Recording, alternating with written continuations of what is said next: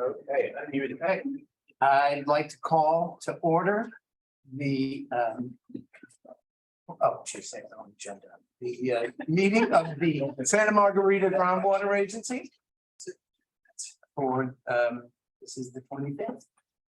And I would like a roll call. Okay, Director Cassidy. Here. Director Dillis. Here. Director Hangford. Here. Director Foltz. Here. Director Koenig reported he was going to be joining remotely. Let me just check and see if we see him on there yet. It's agenda. I'm looking like Director Koopman. Present. There he is. Director Mayhood. Here. Director McPherson. Here. Director Perry. Here. Director Pollock. Here. And Director Stiles. Here. And I see Director Koenig as well. Here. Right. Okay, are there any additions, deletions to the agenda? Not that I'm aware. Are there any oral communications on matters not on the agenda? Is there anyone joining us virtually? We do. We have some members of the public joining remotely. I'm just looking to see if any hands are going up. I'm not seeing any hands on from the remote attendees or in the room. Okay, then I'm going to 1.4. I'm going to just give a quick way to go on getting our approval on our sustainability plan. It was, it was a long time coming. There were many different boards and many different staffs involved over the span of that. And as much as we relied on some paid consultants dearly, but there was incredible work by our staff within the different agencies to make that happen. There was torturous long meetings for our board, and there was some very excellent work done by some of our board members, many of our board members, to help this all come to fruition. And hoping it is a good template for going forward. I was really amazed at the sparsity of any comments, and that one looked like a number two looked like a cut and paste job, and number three looked like something we're doing. So, going forward on the 5-year plan, I hope that bodes well for the level of difficulty putting that together. Anyway, just sort of a general comment to acknowledge the, that Rubicon that we have crossed. Okay. We have the consent agenda. We do. Chair Perry, I wanted to back up for one moment. Oh, yes. Just recognize we do have a couple of alternate directors attending remotely as well, not participating as voting members, but I see Director Hutchinson and alternate director Timms joining us remotely as well. So Okay, great. Welcome. All right. Approval of the minutes is the only item on the consent agenda. Do I have a motion? Move approval of the consent agenda. Okay, second. All right. I have a motion by Director Stiles and a second by Director McPherson. okay. Director Cassidy. Oh, Aye. Director Dillis. Aye. Director Hangford. aye. Director Foltz. Yes. Director Koenig. Aye. Director Koopman. Aye. Director Mayhood. Aye. Director McPherson. Aye. Director Perry. Aye. Director Pollock. Aye. And Director Stiles. Aye. Great, thank you. Passes unanimously. Okay. We have a presentation on 3.1. We have our dry season stream flow monitoring results. Chelsea Neal is here with balance, I hope. We do. I'm just promoting her. She's joining us remotely. So Chelsea, if you can hear me, you're about to get a panelist invite. And if you can accept that, then you'll be able to, I'm going to make sure you're unmuted. Great. We can see you. Welcome, Chelsea. Great. Thanks, everyone. Thanks for having me. Let's see. start sharing my screen.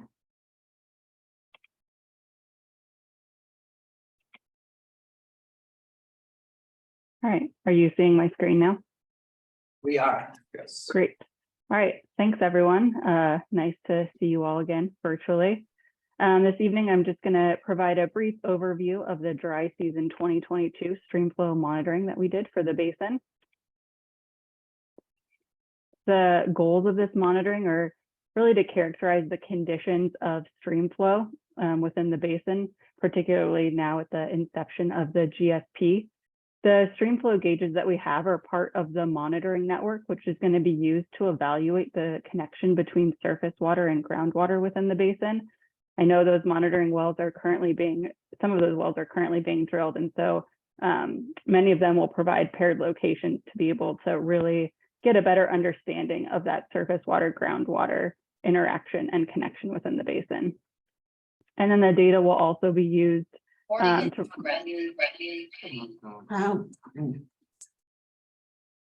sorry, what was that? Just a little feedback from the room. We can hear you okay now. Okay, great. And then the data will also be used to provide a baseline against future projects and management actions as part of the 5-year assessment update. So during water year 2022, we did install the Bean Creek gauge downstream of Mackenzie Creek. This is the 5th stream gauge as part of the stream flow monitoring network. And we operated those 5 gauges during the year, during the dry season, and we monitored for flow, temperature, and specific conductance. And then we also made observations at the groundwater dependent ecosystems. Water year 2022 was a dry year. There was about 37 inches that fell at the Boulder Creek gauge at the San Lorenzo Valley Water District. This is about 74% of average. And I know in previous meetings, there'd been a request to hear about what the median percentage was. So I did calculate that. That was 81% of the median precipitation long-term. The mean annual stream flow was 68, almost 69 CFS, which was 54% of average, or about 75% of the median flow.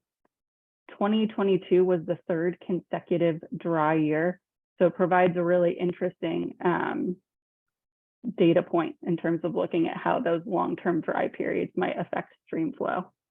So on the top here, we have a graph of precipitation. Just to orient you, the graph runs from the beginning of May to the end of October. That is our dry season. We did have one precipitation event in September, which you can see all of the creeks responded to. And as I go through this, I just want to note that the axis here is logarithmic. Let's see, so up top here, we have the San Lorenzo River upstream of Love Creek. Flow started out around 13 CFS and then dropped down to around 3 CFS before that first rain in September. The flow here was higher in 2022 than both 2020 and 2021. And in fact, it was almost double the amount of flow compared to last year. So in 2021, which is interesting. There was more precipitation this year than there was last year. At Newell Creek, flow started out around 1.5 CFS and then went down to 1 CFS. Newell Creek is highly regulated and has release flows from Loch Lomond of 1 CFS to promote aquatic habitat along the river. Moving down, we have Zyanti Creek, which started off around 3.5 CFS and then receded down to around 1 CFS. This recession is pretty similar to what we've seen in previous years, but it did start off a little bit higher than what we've seen in the past 2 years. And then Bean Creek at Mount Herman Camp, flow was around 2.5 and then receded down to about 2. This is pretty consistent with what we've seen over the past few years. Some of you may remember that this location along Bean Creek is one of the largest gaining reaches within the basin. So there's a really heavy groundwater influence that we see along this reach of Bean Creek. As I mentioned, in 2022, we did install the Bean Creek downstream of Mackenzie real-time gauge. This gauge is reporting in real time, and the data is publicly available. So if you go to this website, you'll see a page that looks like this. This is just a snapshot I took from March, but it reports currently this stage. We're still working on developing the rating curve, so we don't have flow yet, but that will be added to the real-time page. There's also plots of temperature, specific conductance, as well as a table with the 15-minute data and the mean daily averages.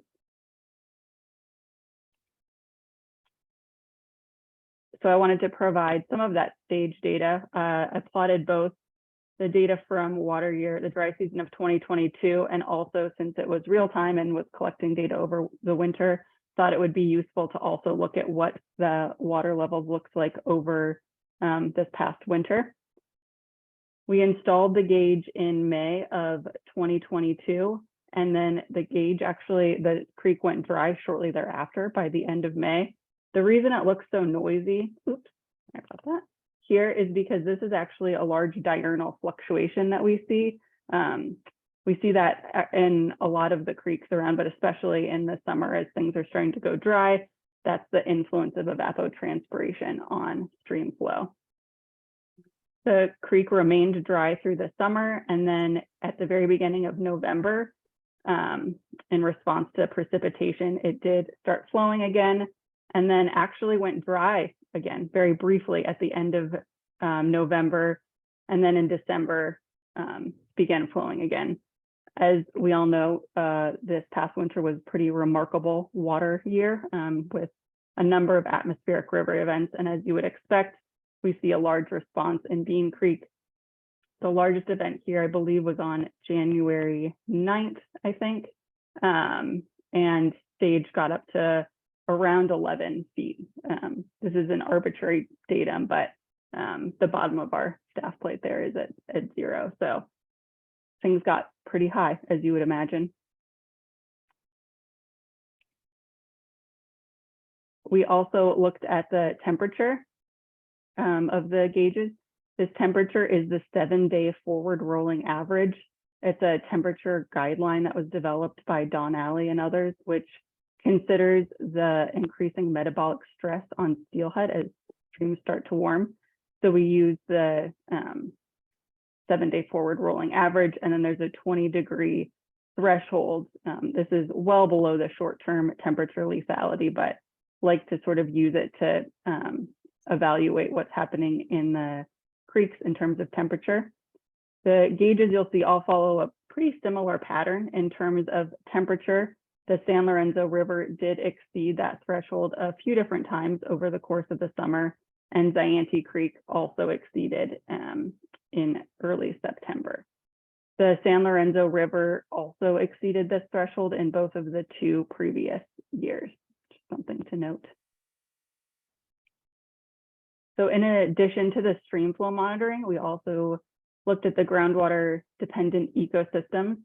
The goals of the GDE monitoring are to look at the potential impacts to GDEs from groundwater use or projects and management actions, and also to evaluate the physical indicators for priority species habitat.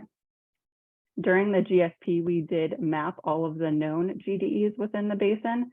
And then as part of the GSP, we picked selective representative sites. Those sites are identified in purple. There's 5 general areas that we're looking at. And these representative sites were selected based on their proximity to pumping areas, the underlying geology, and also the inferred connectivity with the underlying aquifer. The monitoring that we do is based on direct measurement. So normally we'll measure surface water level or flow, specific conductance and temperature, as well as assessing changes in vegetation vigor. I pulled out just a few springs to evaluate or to look at over the past few years. These are just a comparison between the past 3 years of monitoring, and these springs are sourced from the Santa Margarita and the Bean Creek and Zayante Creek area. So very generally, you'll note that there was a little bit more flow in water year 2022 than in 2021, but sort of interesting, there was more flow in 2020 than 2022. Though 2020 was a dry year, 2019 was an above average year. So this may actually be a residual effect of flow in the groundwater flow from the preceding wet year.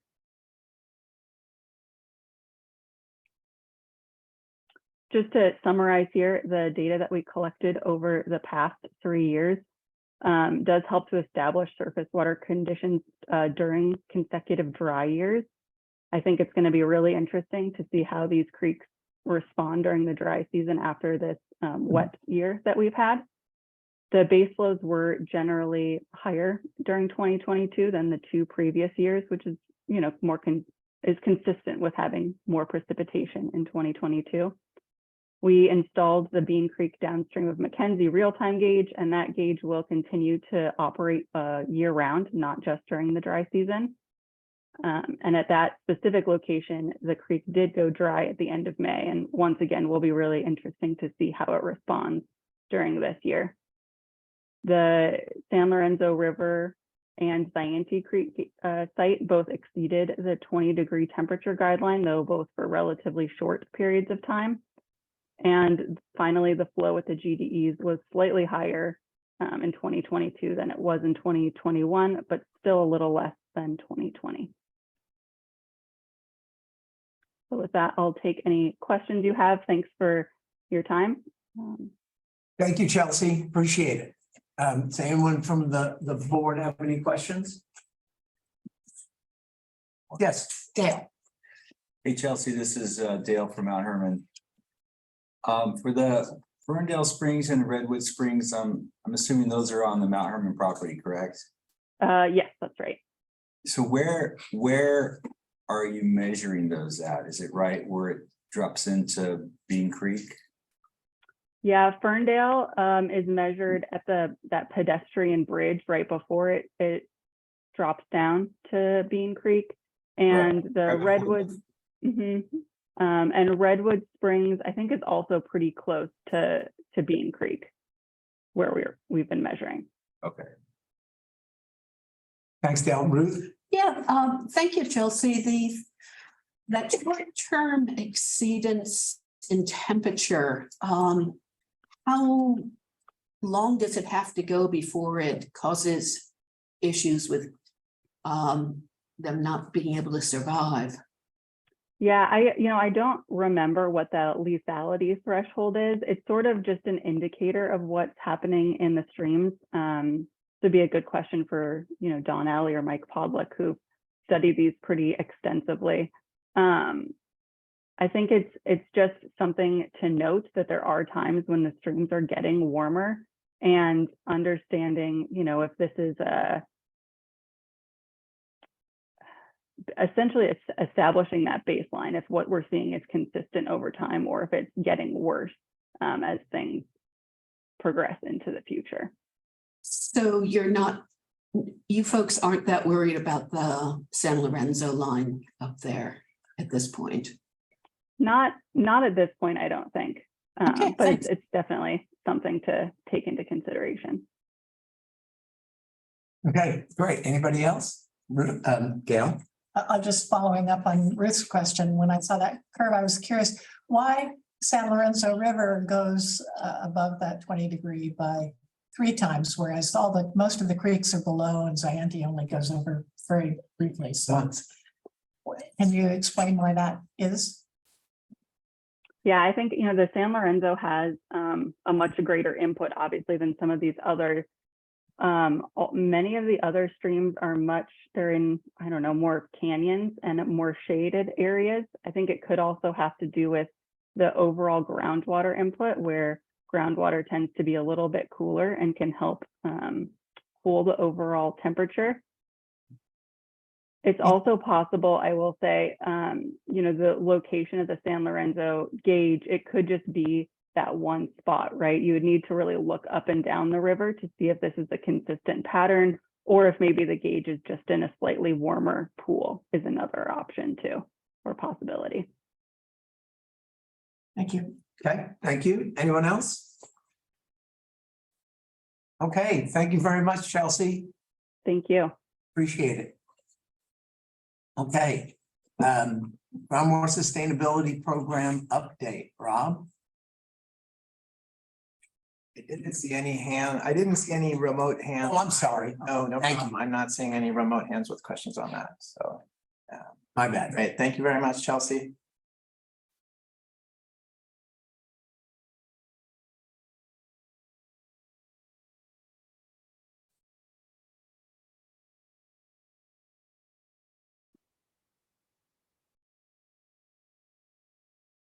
Okay, there we go. So I'm actually going to give 3 different updates, and one of them is going to carry straight on from Chelsea's on stream monitoring. Yes. 22. I'm sorry to, I apologize, but I see a hand just went up. So in case it was for Chelsea, I want to make sure that we're giving Leslie an opportunity to talk. So I'm gonna unmute here. Leslie, can you hear us okay? Yes, thank you. I just wanted to make the observation that during that mid-September heat wave we had, when we're seeing those temperature elevations in local streams, that's when there were widespread algal blooms. The county explained that is probably related to the heat in the water, followed by the rain washing more nutrients into the water. So that was an observation countywide at that time. Thank you. Good knowledge. Okay, so I'm going to carry on with, again, start talking about stream monitoring for 2023. Then I'm going to talk about the monitoring well construction, brief update on that, and then finally talk about groundwater levels for spring of 2023. So for 2023 dry season monitoring, we mentioned when we issued the contract with CBEC to carry on monitoring for the next 3 years that there were already 2 known sites that were heavily damaged during these storms, unfortunately. So these were already factored into the budget when we authorized that contract. So we had to rebuild station at Newell Creek and Big Creek at Mount Herman. Here's a picture of Newell Creek. There's the old gauge site, which is now a tree stump. It was a big, beautiful tree. It seemed like a great location. And the county did get out to their credit and cut that pretty quickly because I think it was damming up the creek during the storms.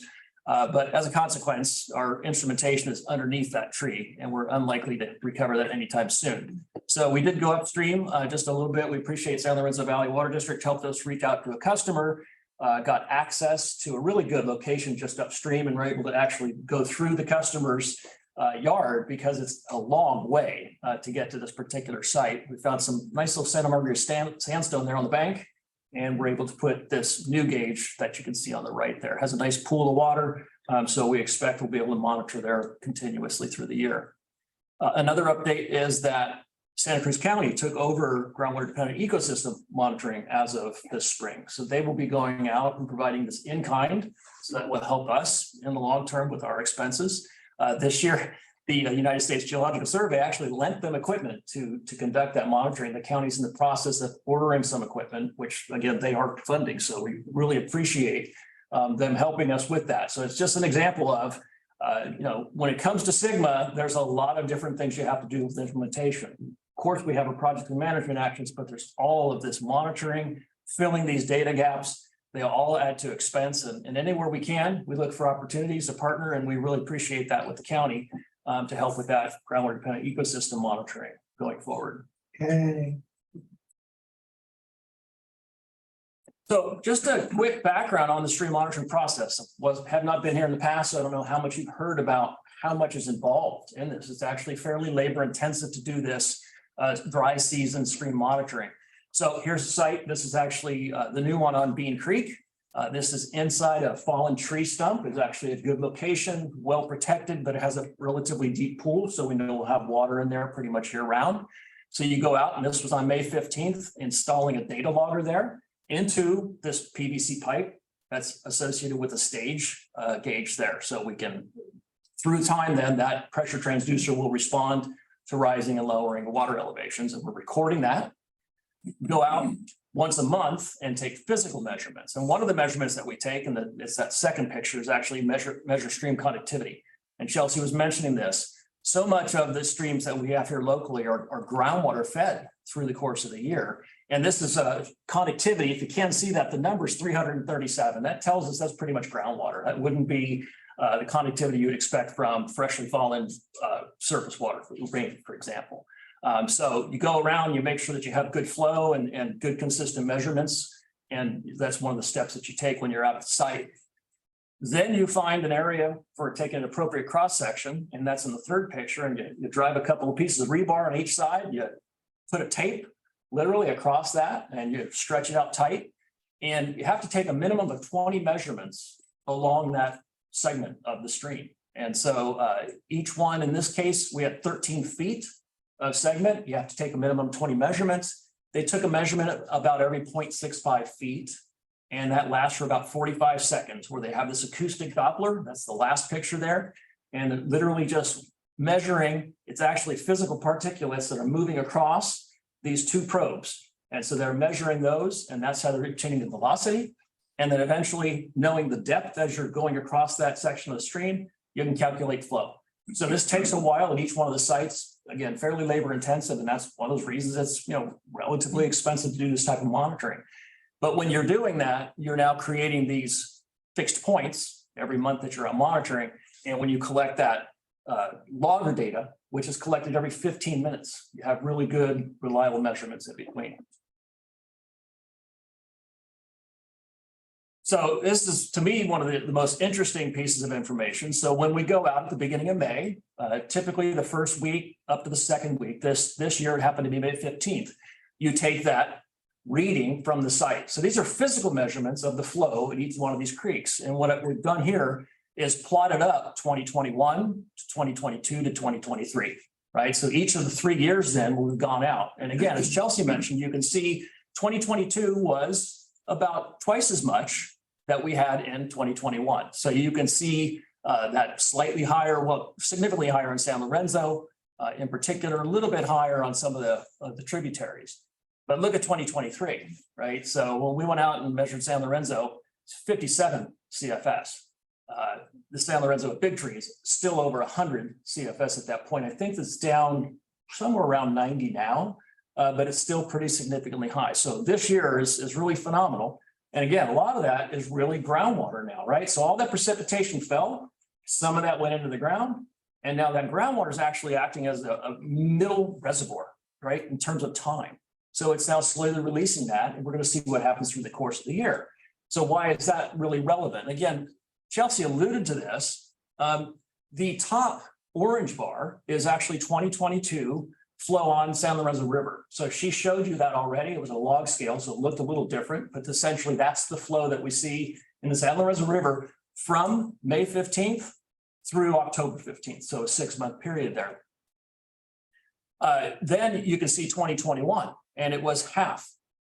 And again, in spring, some of that might have been some limited precipitation, but you pretty much are done for the year. And this is groundwater.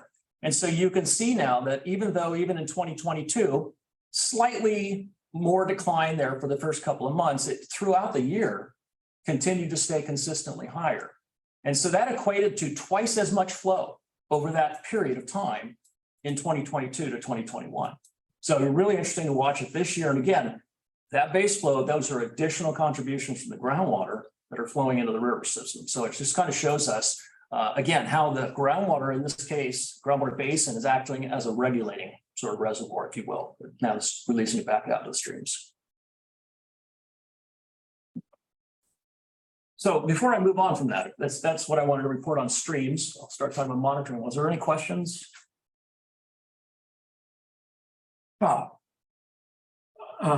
Yes, the work is all done by our contractor then. Yes. And are they also putting the data into the DMS as well? They will be, yes. Okay. Yeah, it'll get loaded one time at the end of the year.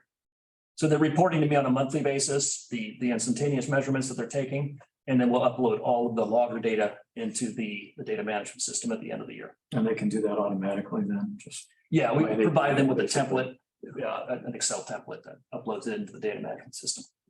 Great, thanks. Thank you. Anyone else? Okay, Okay, so monitoring well construction, again, recall we are constructing a total of 7 wells. They're numbered 2 through 8. We are actually making pretty good progress. The first well at SMGWA 5, which is on Bar Drive, has already been constructed. We expected to go down to about 200 feet in this particular location, but we hit the contact between the Santa Margarita and the Monterey Formation at 50 feet.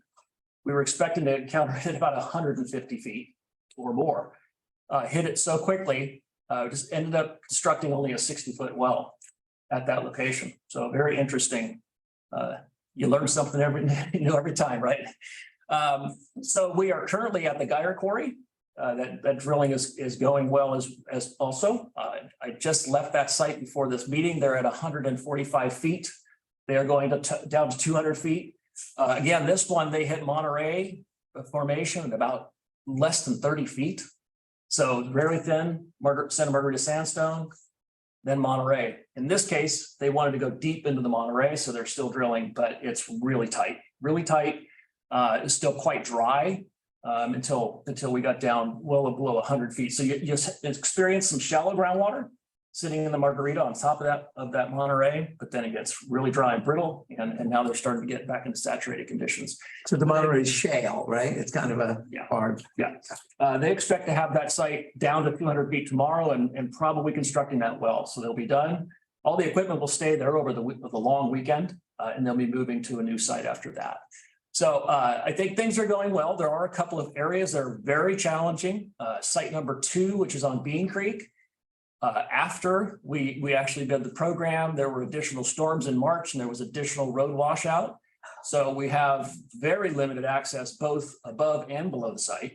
So we're working on seeing if we can get a smaller drill rig to get up there. So right now the size of the rig combined is 84,000 pounds on its tractor trailer. So we're talking 42 tons. Recommended weight coming out of Scotts Valley on Bean Creek is 6 tons. So we're working on that one. Love Creek, they tried to go up and mobilize to that site on Wednesday. And again, when the drill rig itself has stabilizers on it, just like you have on your backhoe, when it lowered those stabilizers along the side of the road, you started to get some collapse down into the creek. So they stopped drilling at that site. And they're going to be moving the well more in towards the road where it's more stable, but that requires additional traffic control. So they're working on getting that arranged. We also have a site on Nelson Road on Ruins Creek, and there is a washout, and there's also a new bridge there. And we're working on confirming the bridge has the capacity for this type of weight. They believe it does. But again, these are all the kinds of challenges in the Santa Cruz Mountains when you're trying to install monitoring wells. But again, we have 2 wells are already completed. We're moving to a 3rd site next week. So overall, things are going pretty well with the project. So again, if you haven't seen these, I mentioned before, this is a sonic drill rig, was actually new to me in terms of the type of method for drilling a well. This is on Bar Drive. It's actually a fairly long, you can see they're going down the street there. It's almost a block between the different vehicles that they have and such. The sonic rig itself is at a 40-foot boom up there on top, but it's really pretty fascinating. Let's see if I can get this technology right. Fingers crossed. Interesting thing about the sonic is it uses vibration. So when you're standing out there, you can actually feel that, in your feet, just kind of like the humming. So let's see if we can get a short snippet. So we don't have audio from that. But you can see that the drill rig actually makes pretty good progress. They were down in this hole in less than a half a day. So they're very, very good technique. And it actually, what's interesting about it too, is it's so automated that typically on a drill rig, I've seen 3, 4, or 5 laborers out there. You basically have 2 folks that run this rig, and it's all electronic. And there's a lot of times where the driller might be working on something and his assistant also has controls, and they're doing things too, right? So it's really very efficient from that standpoint. And it's also a lot safer than a lot of other drilling techniques that I've been experienced with before. These are all mechanical claws that grab onto these things. There are no cables. So it's really a lot safer environment to be working in for these folks as well. And the last thing that's really interesting is this last picture. And they basically take and pull out the drill column there. And on the left-hand side is what's called a hopper. That's where they dispose of their cuttings. But they're also collecting continuous core so that we can actually sample the well. So again, traditionally with most drilling, you're waiting for the cuttings to come up and out of the hole and you're grabbing them from the ground there. These are being collected inside that cylinder. And what they do then is, if I can get this, actually they take a long piece of a plastic bag. They actually had to cool that drill string because it was still dry. So it was getting very hot. So they literally had to water it down for a little bit. And then they could take that plastic bag, they put it up that column, and then they use again vibration to, let's see.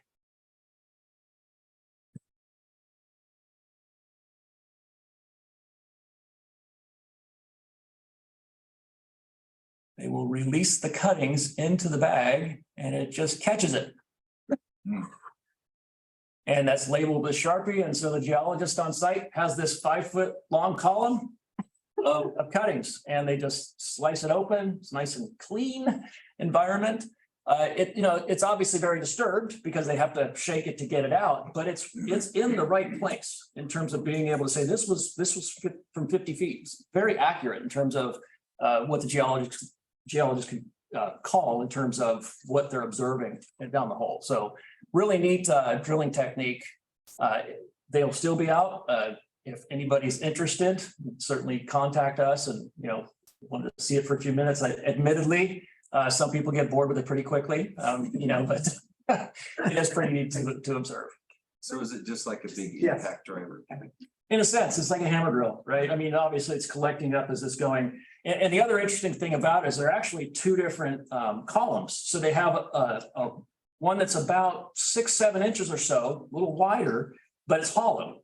And they advance this down in these 10-foot sections. And then in the middle, they have a narrower diameter one that's going down. And again, they're collecting the samples from, but that longer one is actually staying in the hole. So it's keeping the hole open. They're advancing it as they're going down. So it's acting as a casing. And again, so you don't need all these fluids that you traditionally would with other types of drilling. So it's a much cleaner hole overall, a lot less fluids that you need during the whole process. It keeps the hole nice, open and straight. And they actually, in that outer one, they will now hang the PVC that we're ultimately going to have a 2.5-inch diameter well. And then they pull out the outer column. And then they fill it back in with their sand and their grout and they're done. So really neat process. Okay, Gail, then Bob. So you mentioned core, but is it really just a bag of cuttings that they're getting? Right. It's not you get core out of the Santa Correct. Margarita. But maybe you could out of the Monterey, but the sonic method breaks it into little bits, right? Yeah. So, it's actually circulating around. It's not breaking it up quite as much as you would think. But again, when they're getting it out of that, they're breaking it up sort of intentionally, right? By doing that. I don't know if they have any sort of in other words, where they have a split spoon, right? Where they're basically collecting a sleeve and that opens up and that's a relatively undisturbed sample, but they don't really have it like that here. Well, I mean, even if they're cuttings, as long as they're in the right, Stacked. where They're stacked in the right Yeah, place. stacked. But yeah, that's what you really like about it. Yeah. I was just curious. Okay. So you can watch sausage being made. Okay, so with all the challenges of having, are they going to be asking for a CR for any kind of additional funding?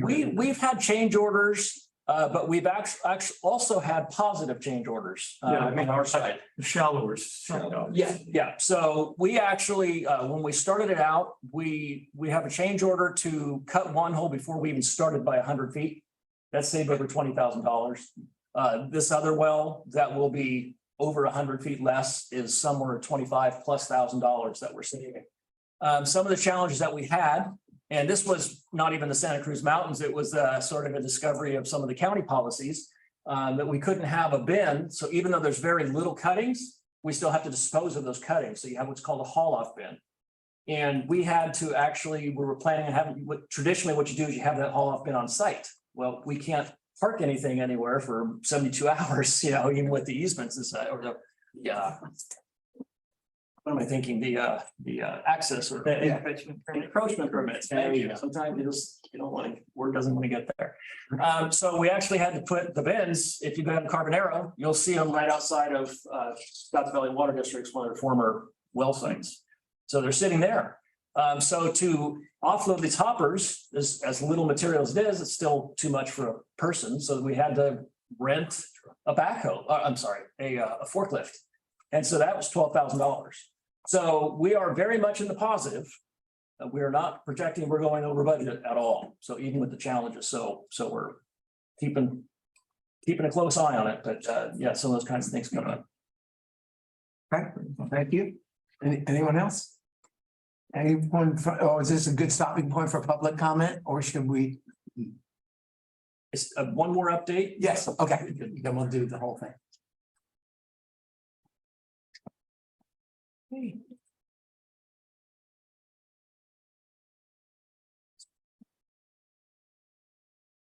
Okay. One of my favorite times of the year, spring groundwater elevations. Oh, yeah. I really do like to focus on these. They're really important because this is the time where you're going to start. You've just ended the winter. You've had pretty much as much precipitation as you're going to get. So things are going to be good as they're going to get from a recharge perspective. You're starting to enter into the high demand periods. So you're going to start challenging yourself. So this is the best time to be looking at what your conditions look like. So recall from the groundwater sustainability plan that you define sort of these two different shallow aquifer system in Santa Margarita, and there are these sub areas. So you have the Quail Hollow, Olympia, North Scotts Valley, South Scotts Valley area. And then you have these deeper, you have the Monterey Formation, and then of course the Lompico and Botano aquifer sub areas in the deeper system. So I want to kind of go through what some of these systems look like as we're entering into the spring. I typically like to use April, but it really does, it matters. There's some local conditions that you just never know. So I always like to take plus or minus a month for what we consider to be the high part of the season for looking at groundwater elevations. So the first thing we've done is take several of the monitoring wells that we have. A couple of these are production wells because we just don't have a dedicated monitoring well in the vicinity. Kind of just see what it looks like spatially. So what this is a map that basically shows what does spring 2023 levels look like compared to spring of 2022. And the blue arrows indicate that there was an increase in feet at this particular location. The yellow indicates that there's a decrease at a particular location. And we only had one well in North Scotts Valley area. And again, this is a relatively little used area, you know, domestic wells. So I don't put a whole lot of stock in that information, but you can see what we're seeing in the other locations. We're seeing in the South Scotts Valley area, 10 feet, 11 feet, 13 feet higher than they were last spring. The Olympia Mission Springs area, we have the one well, Olympia well 3, 5 feet higher. And the Quail Hollow monitoring wells A, B, and C. So A is there near on the south end at Santee Creek there, 3 feet increase. B is in the kind of the heart of the system, 5 feet of recovery, and C is just kind of flat from last year. So let's look at those in a little bit more detail now as a hydrograph. And so we've taken some of that data and created some new hydrographs. And again, one of my favorite things to do is take that spring and make a red dot. Because really that's what I want you to be paying attention to. It's kind of like looking at this. And what I've started doing is taking these hydrographs from 2015 when Sigma passed, sort of as our starting point. And we can kind of keep looking at this going forward. And you can start to see the trends that we're observing in the basin. So at Quail Hollow B, again, that's up in the sort of the northern end of that system. We can see that we actually just got a measurement from May from San Lorenzo Valley. Water levels are up again by several feet. And part of that now is because you're using additional surface water. You're letting your wells rest. So that's fantastic. So you're getting that natural recovery. You can see that happening a couple months before, but now it's actually improving even more because we're doing in lieu conjunctive use. And that's exactly what we should be doing in conditions like this. So I think that's really good to see. And Quail Hollow B, by the way, is pretty close to the production wells 4A and 5A. So that's pretty significant to be able to see that positive effect there. Down towards the south there, Pasatiempo MW2. Again, you can see very nice recovery in the spring. And I understand you're going to be able to move a little bit of water into the south end of the system as well. 100%. Great. So we're seeing a very positive effect at these locations. Then moving over to the right there, we have the Scotts Valley monitoring well number 4. Again, you can see it's very close to a stream, very nice response. That's where we're seeing some of the highest recoveries. And then in the upper right, you have the Olympia well, and that's tough. It's a production well. So, it's always really hard to get challenging to get a good static level. So I don't worry too much about the bouncing around in some of those. But you can certainly see, again, that good positive trend. So 2022, in fact, there, we had some decent conditions. You did do some conjunctive use then. And again, you're seeing additional benefits of that. So spring's looking really good. And again, combine that with what we're seeing in those streams. We're hoping to do more of that in the conjunctive use program and just continue to see success, particularly in shallow portions. So we look at the deeper part of the system. In this case, really don't have any significant groundwater use in this whole green area, the north of Bean Creek. It's a lot of just domestic wells and such. But we have the North Scotts Valley and the South Scotts Valley areas. You still see, again, positive. These are deeper formations. You wouldn't really expect to see maybe a little bit more muted response, but we're still seeing pretty good recoveries. We do have a slight decrease again, though. I think that we're going to start seeing something changing there. That's MW1, the deeper well at Pasatiempo. So again, that deeper part of the system. But again, you can see here, big picture, that's not really very concerning to see compared to the last 2-3 years. It's fairly stable. We can see that we have some increases. Scotts Valley Water District number 9, I believe, is Monterey Formation, if I'm not mistaken.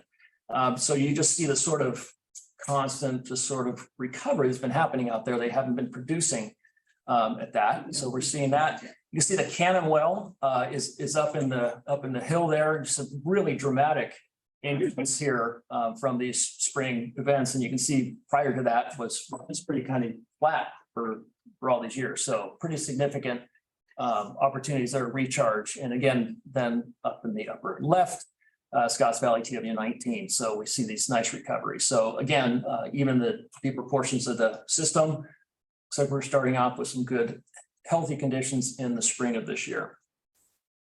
So that is the update that I wanted to give you. Are there any other questions? Any more on the board in the last section? Okay, anyone from the public on the whole shooting match? We'll give it a minute, but I don't see any hands going up there. Not yet. Okay, great. Thank you, Tim. Very well presented. That was interesting. Thank you. Yeah, very good. Yeah. There's Jeff. Hi, Jeff. Hello. Okay, proposed budget for fiscal year 2024. Somewhere between Nick and Tim, and Yes, you can start off. I'm gonna start on that one. Give me just a minute and I will pull up share my screen with the budget presentation.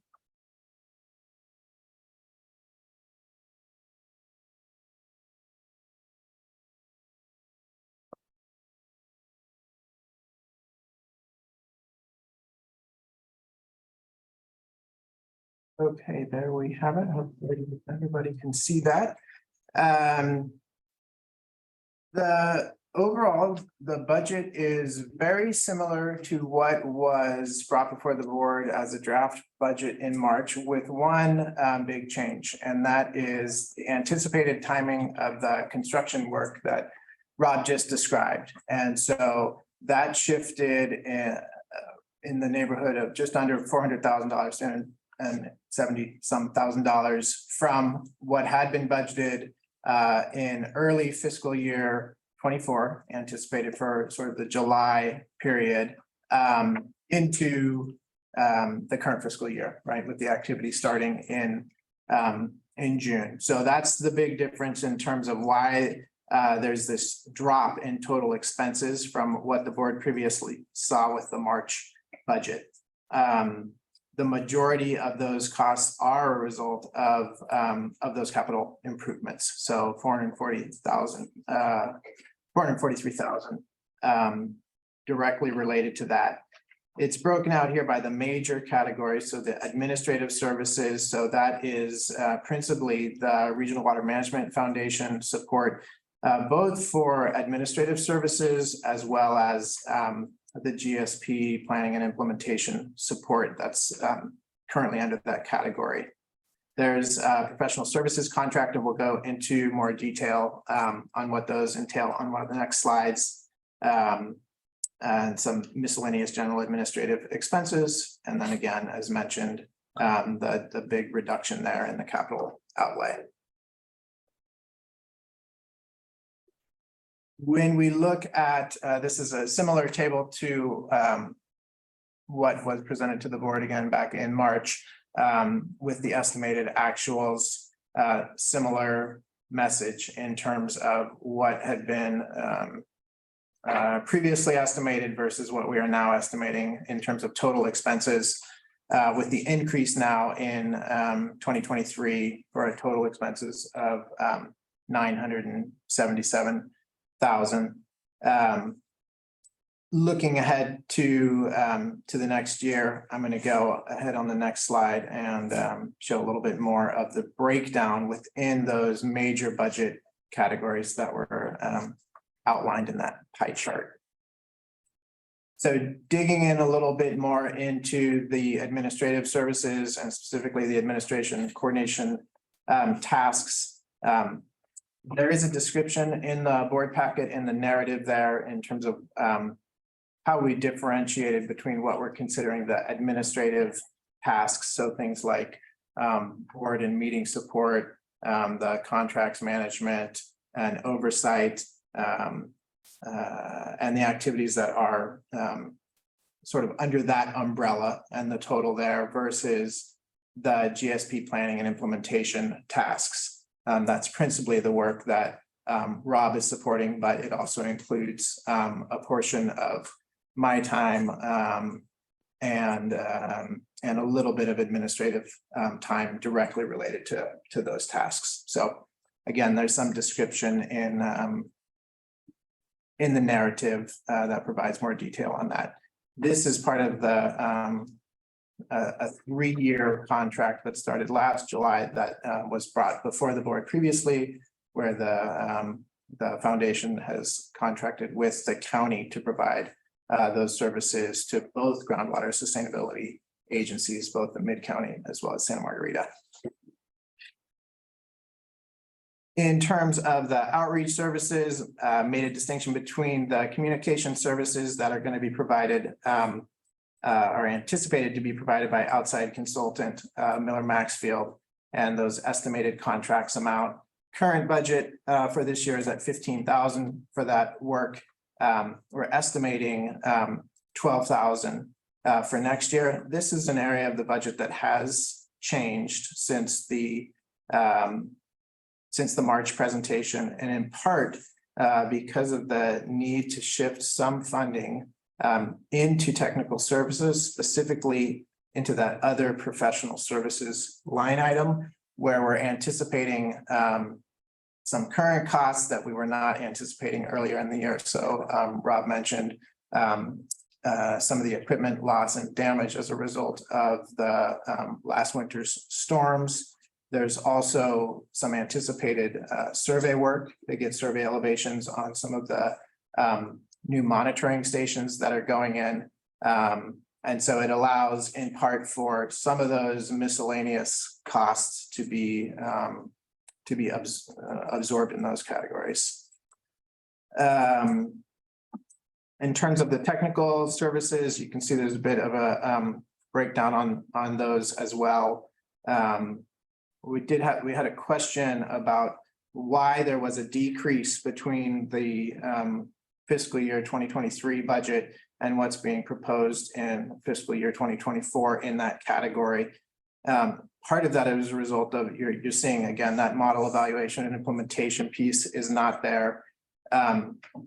As the preliminary March budget was developed at that point, we did not have DWR's approval of the GSP plan. And so it wasn't clear at that time if there was going to be corrective actions or other work that we're going to require a response sooner than the 5-year update. And so maintaining some budget, particularly under modeling and other technical services, in part maintain that flexibility. And so at this point, we're seeing that budget category now zeroed out for next year, both on modeling and obviously for GSP development, given where we're at on that.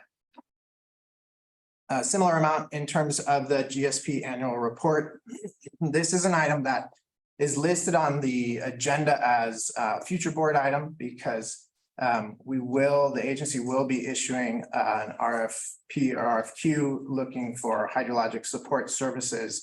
A principal task to be done under that as part of those services is to develop that required annual report.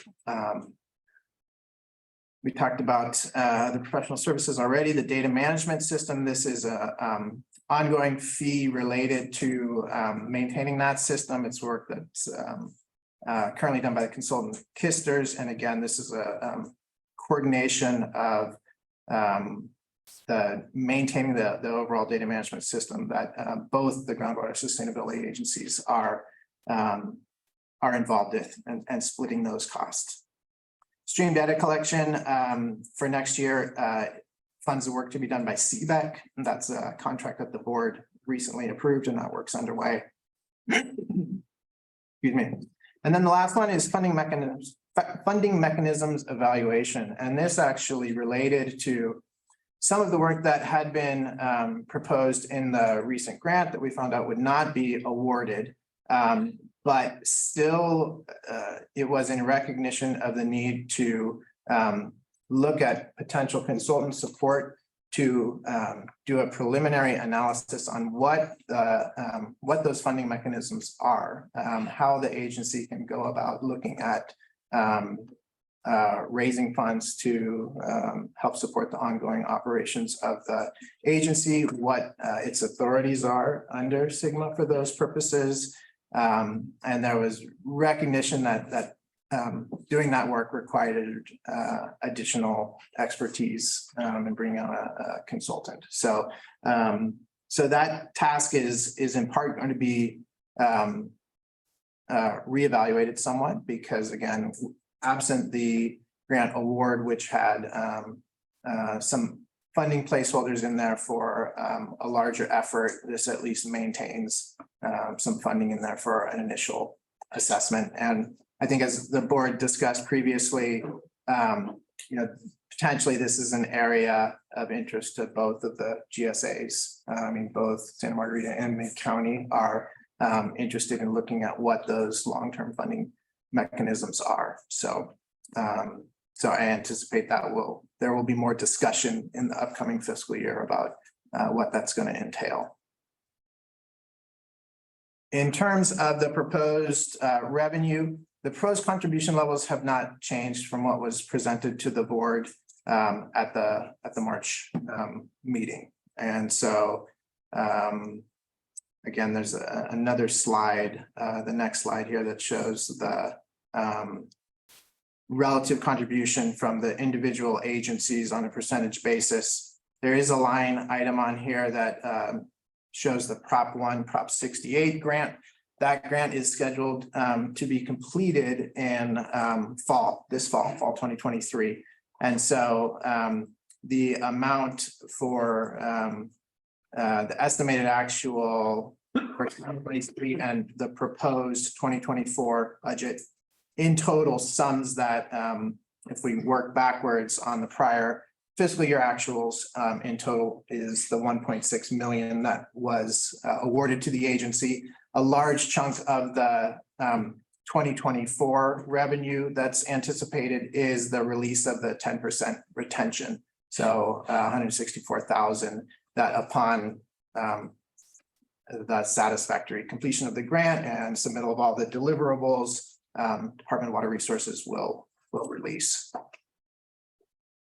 Again, I mentioned the contribution summary. You can see the 2023 actuals on this slide and what's proposed for next year. No change in the percentage and the split amongst the participating agencies. And again, similar contribution levels to what the board saw in March. One of the items that since the March meeting that staff and working with the treasurer with Nick Kearns that got much more attention was really trying to project what the cash balance looked like, given all of this construction activity that we knew was going to be occurring either late this fiscal year or early next fiscal year. And so this chart shows the revenue, the payments, rather the revenue that's coming in. And so you're seeing both a little bit of grant revenue shown on that orange bar chart in June. The individual member agency contributions shown at the beginning of July. And so as we discussed with the board previously, the timing of those agency contributions in the past has varied. For the current fiscal year, the agency is going to need those contributions at the beginning of the year. So not necessarily July 1, but certainly early in July, because we know that the bulk of the construction expenses are going to come in during that period. One thing to note about the expenses, which shown on here are called out as payment due, is that this builds in a 60-day lag period. So it assumes that say activity done in the month of May, there's then 30 days for the contractor to invoice, 30 days for the agency to pay that invoice. And given how tight the agency is going to be on cash flow, including that lag in there becomes significant. Again, you can see the clear bump resulting from the member agency contributions. The other bump in revenue that you're seeing in October is for that, as noted on the chart, the estimated grant reimbursements for the activity through June 30th. That allows the 60 days or so for activity to be reported to DWR, and then it also builds in some lag time to actually receive those funds from Department of Water Resources. And so that amount will tie directly to, or I should say, a portion of that amount will directly to how much well construction activity happens prior to June 30th, because anything up to that date goes in with that quarterly submittal. Anything that happens after July 1 has to sit another quarter to go in with the grant report. And so really this was a best attempt to look at when are those large expenses actually coming due, and trying to make sure that the agency is going to have the working capital to pay those off. So some estimation going into this chart, but it is something that's just going to have to be evaluated on time. And again, will tie in part to what we're seeing with the construction schedule. So I think those, let me see if there's anything else in my notes here.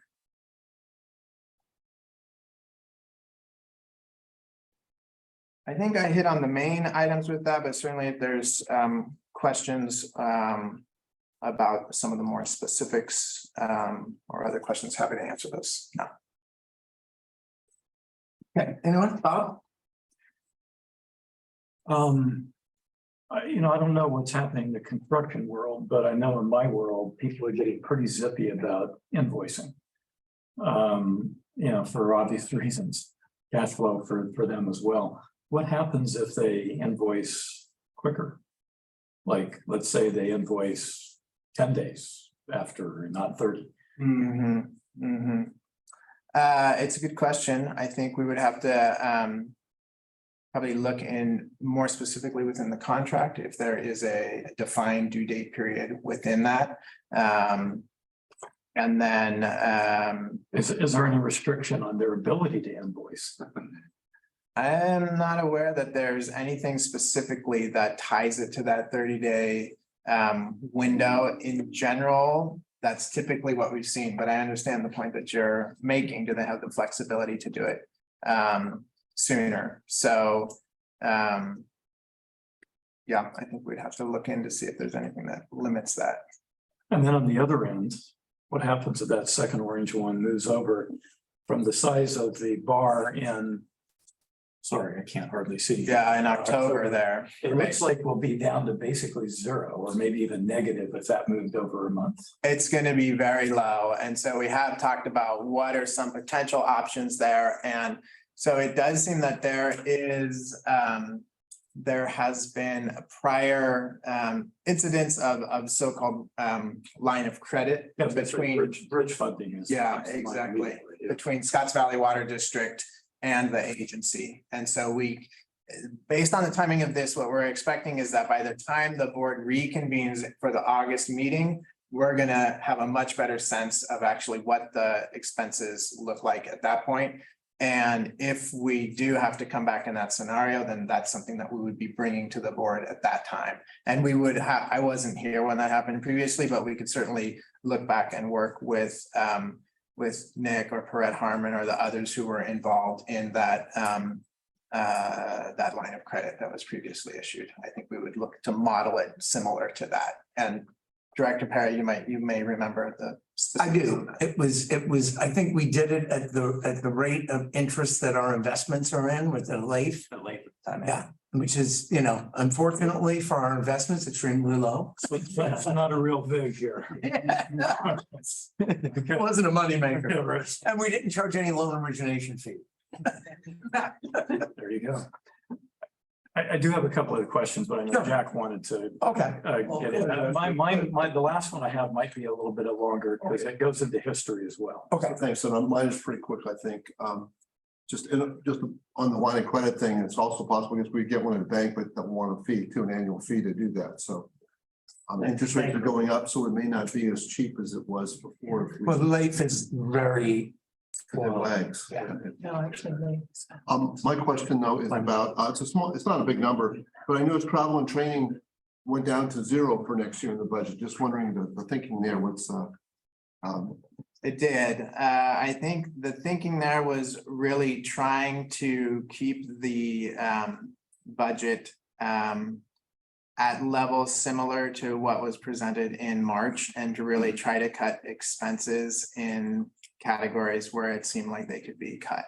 And so I know that there may be a difference of opinion on the importance of that and whether or not those funds should still be in there. I think they do provide valuable opportunity for board members to attend conferences. Some board members have the flexibility within their own parent agencies to attend that way. But that wouldn't be the case, say, for private well owners or others who may be interested in attending those. So I think that's it was among the difficult decisions in coming up with. I got you need to be lean somewhere. And I happen to be one of those members that are representatives that has used that, gone to some of the conferences. I don't plan to go into any this year. So Okay. be a person, but there have been, I believe, a few other folks that have gone.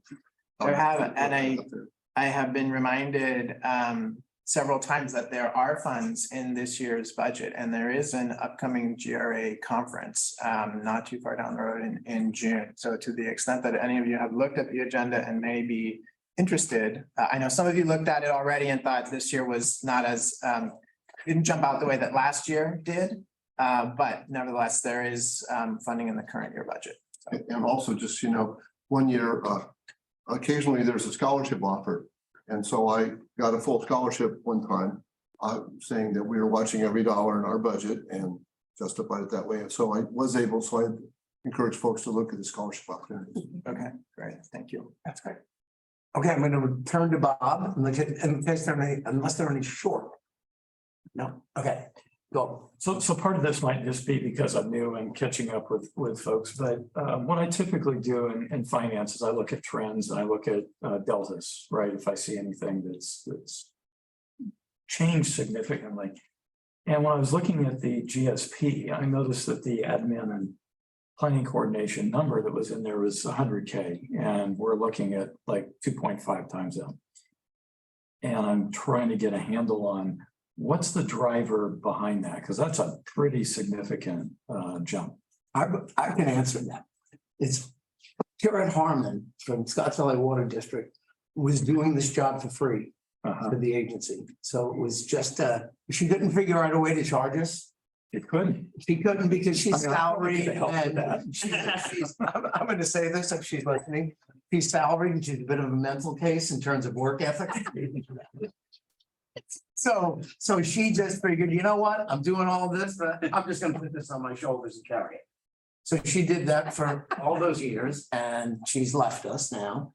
And we had to kind of face the reality that I don't think any of our agencies have an individual like that has that kind of, Yeah. bandwidth.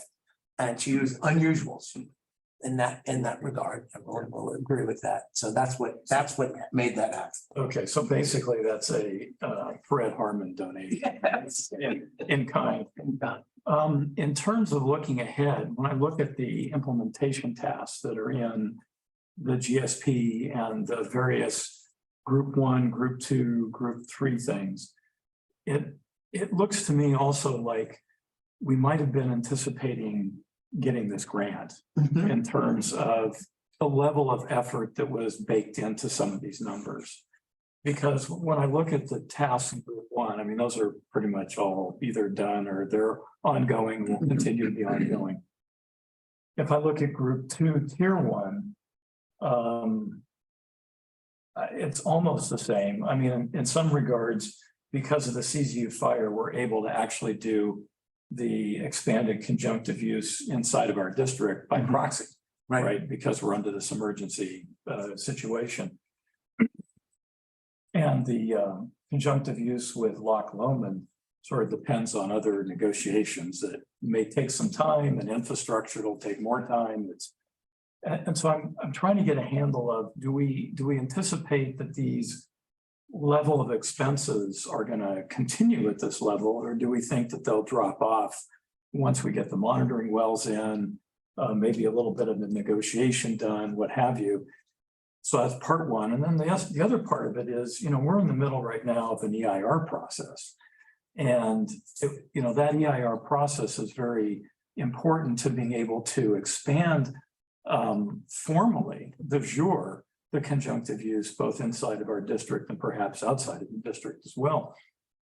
It would seem to me that might be an area that, working as a team, we would be able to get that pushed along and get that done faster. Obviously, our district is the primary, we got to do the work, but it seems to me there's good things that could be said about that on the part of this team to be able to get these things going faster.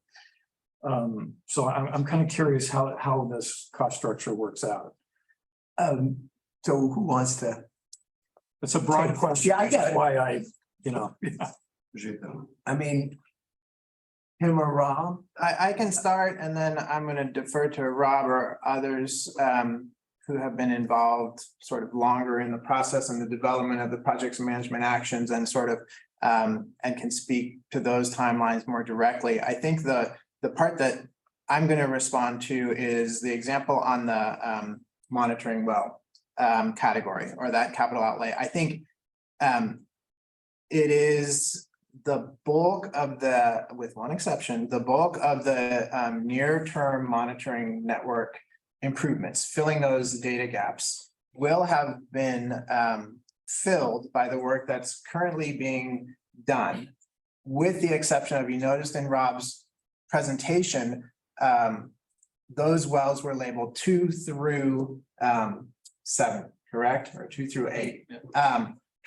One of the deep wells was not on that list, in part because the cost to install that deeper monitoring well was too high. It was going to exceed the funding available, and it was going to exceed essentially the sort of near-term budget to get it done. And so to your question, I think it remains a question, at what point and an assessment of the need for that deeper monitoring well. So that's one item that comes to mind in terms of the monitoring activities. The rest or many of the other categories that are reflected in the current year's budget, I don't anticipate are going to decrease over time, because some of the core services that are being provided here. So for example, the annual report, and there's going to be more discussion in the next board item about the annual report. So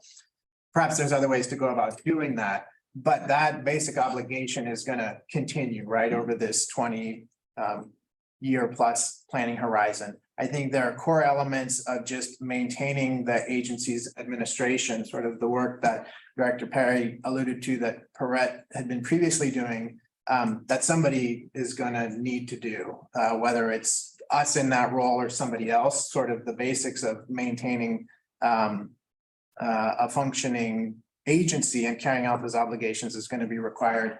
And then many of the other costs in here as we go down the list are not big ticket items, right? If we're looking at legal services, if we're looking at outreach, and I would, obviously it's at the discretion of the board how much investment gets made there, but I would expect some level of outreach is always going to be a part of what the agency is doing, the audit services. So I think the bigger picture, or the bigger ticket items that you're talking about under the projects and management actions, I think that's where what is happening at the individual agencies is in part driving that schedule and the investment there. And that's really where I would look to others on the executive team to sort of give you a better response than I can on those. So I don't know, Rob, if there's anything you want to add about the. Well, maybe I can, if I can maybe put it in words that I maybe better understand. There's certainly a fixed cost associated with various items in the budget that are going to be there permanently, annual report, DMS, et cetera. But depending on the level of activity, and there's also going to be a minimum level of activity required just to maintain the agency, to have a presence, to be able to answer questions, to prepare board packets, to do the filings that are required and all that. And also to deal with whatever data gathering is involved, though it sounds like some of that data gathering goes directly from contractor into DMS and then is extracted out for reports. The other area, which is the tier 2, or excuse me, group 2, tier 2, or excuse me, tier 3, which is, I think, the interconnect between Santa Cruz and Scotts Valley. There's already grant funding for that. I think that could be a place within a year and a half. So it's like everything up to the point of ASR is like pretty well in hand, or at least activities are all underway. And so part of what I'm trying to get to is what's that sort of asymptote costs associated with the administrative part? Does it stay at 250,000 past this next year, maybe the year after? I mean, I think I'll answer that. I think it's up to us on one level, to whatever degree each agency thinks they can shoulder some of these administrative burdens to reduce I think generally those costs, as we have organized this now, are like you say, it's just to keep the lights on. So 250,000 just to keep the lights on. Essentially, none of that money really is being spent on tier 3 project exploration and feasibility, right? No, this is all basically just doing the box checking and the day-to-day work and and just administrative of doing this incredibly expensive unfunded mandate that the state has dumped on our backs. And there'll be a report later about some small agencies like ours going to the state and saying this is baloney. Well, We have to do something to help us. But that being said, yes, so I mean, it is if we choose to continue with this model. Right? I think it's pretty close to the bare bones, right? Because basically you guys split your time between here and mid-county, right? I mean, you're basically half. Right. Yeah. And so that does include planning services, looking at some of the things that we, essentially looking at what are the obligations of Sigma in terms of planning activities and assessment that have to happen in order to be consistent with what the plan has laid out. And so that's where really the role of the senior planner is distinct from the administrative services and sort of keeping the lights on and the board functioning. But as a result of the work that, and I think it was in part a committee who looked at what the desired services are that ultimately informed a request for qualifications that went out through the county, that included that work as well. And so It's basically compliance work. it is. It's just making sure that we put a plan to the state. And in 5 years, we have to be able to show that we're compliant in, we're checking these boxes. And I think we're going to be able to show we're improving, hopefully to the point where we can start seeing our way out of this. But I think the path almost of least resistance at this point is towards some programs that you were discussing that are going on with conjunctive use that is going to really, I think, make a change in the basement. That's just one person's opinion. Well, I mean, I share that opinion and that it seems like the, keep it simple, Right. blank, principle. And also something where a lot of infrastructure is either already in place to support that or is coming online in the next year and a half. I'm sorry, Sierra wanted to jump. Oh, go ahead. But Just one more thought. Yeah. I like your idea about trying to go back to state. I mean, that may be just pushing on a road, but we worry relatively sort of at the lower end of the medium priority level. If we show through, because it almost sounds like we're a data gathering and compliance box checking agency, spending $250,000 a year to do that on something that I think we're going to show over a 5-year period, significant improvements. And it's like, how much do we need to be tortured before morale? what circle of hell are we right? So, okay. We're here voluntarily, right? Well, yeah, but I mean, it's sort of torturing our community. I get it. Because they have to pay for this. Yes, they do. Right. And we don't have that many ratepayers. And we don't. Anyway, sorry. Sierra. So I wanted to build on what you're saying. And yes, it is primarily, this agency was formed to meet a mandate. I do think that there has been immense value added to the community by the venue of getting everybody together and having these conversations. And I think some of the planning services that we're going to be having to continue to both check the boxes are also going to be hugely valuable in terms of helping the agencies identify which projects and management actions they need to take to fulfill not only meeting the mandate of our sustainability, but also ensuring that their investment of infrastructure and projects for serving their customers are the best ones. And I think that there is going to be a lot of advantage of these conversations. Some of the planning work that's going to need to be done is, there's a lot of box checking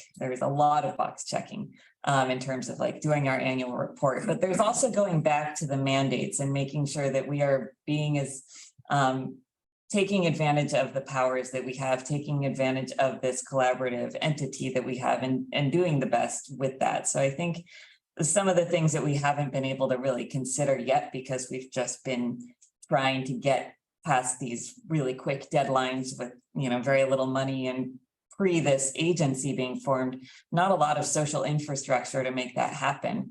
I think there's some opportunities over the next few years where we're really going to see some of the advantages of this organization. And I should add that though Sigma has its requirements, we're now starting to see the state legislature add more to the GSAs. So we've already seen in the governor's executive order that came out, I think it was in last year, this requirement that now GSAs have to review well permit applications. That is technically temporary, but it was supposed to be tied to the drought. And yet, while many of the other drought requirements were lifted, that one was not. So the GSAs are still now on the hook for additional work that was not part of the GSP. It was not part of our budget planning.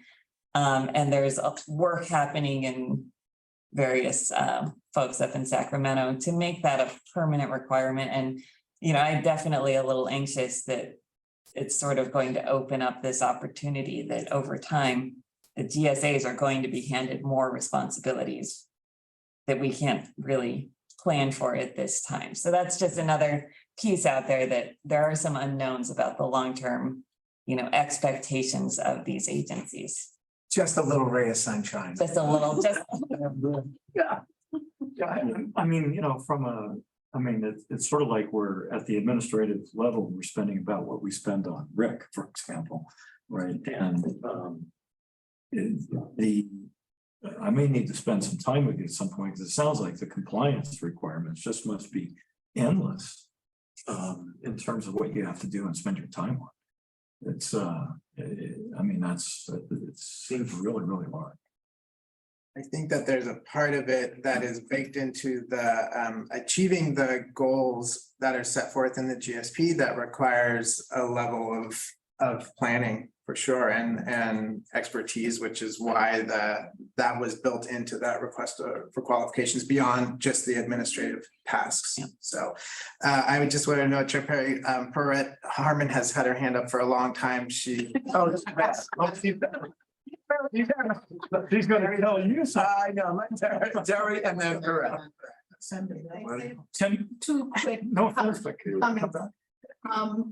This contract for groundwater monitoring has been one of the most complicated construction contracts that I've seen in my life. And almost every day there's an obstacle that is mind-blowing. And Rob has been a master in circumventing and maneuvering through and sorting out super complicated construction issues in the field, driving down there, going to every site. He is the best owner's representative that I have ever seen. And we are really fortunate that we're not stuck in the middle of a $700,000 project and unable to proceed. So he has been the grease to get this wheel going. And so we can't be just saying, check the box, because we have a construction administration team that is making it happen and making this contract a success when it could be a disaster. And then on the administrative side, Laura and Tim, I have the pleasure of working with them, and it's just amazing the complicated issues that that arise. Brown Act, we talk about it, we go through agendas together, we're quick, we're efficient, we try to get to the right answer fast, we document our information, and we move on. So we're working really hard to serve this agency. And so don't think we're just sitting in back rooms checking boxes. The other thing, just to know the timeline, pay application comes in on the first day and we pay 30 days thereafter. That's what the contract says. okay. Okay, thank you. so if they invoice early, then we're. Well, we say they have to, that we give them the date for they go from the 20th to the 20th of the month and submit it on the 1st. Then we have 30 days to pay. So I haven't seen anybody really enforce it or reject a pay application for, well, you're a day late or something like that, but. Well, and I've seen in this construction business, I've seen large contractors that get invoiced. And if you make a slight mistake, a typo or anything on your invoicing, they kick it back and say, next month, here's your mistakes, fix it. Well, we have a prompt payment statute too, so. I could name names, but I'm not saying. One here, Fred beat up on you. Yes, now I'm in trouble. You just choose not to recognize it. Pratt, we should be able to hear you now. Thank you very much for your patience. Yes, thank you. Thank you. I'm actually chuckling and smiling here. So good evening, board and staff and public. Just wanted to set the record straight that I appreciate Director Foltz looking at the trends. I think what was a little bit misleading in that table, the trend started with 2021 and the agency started with 2017.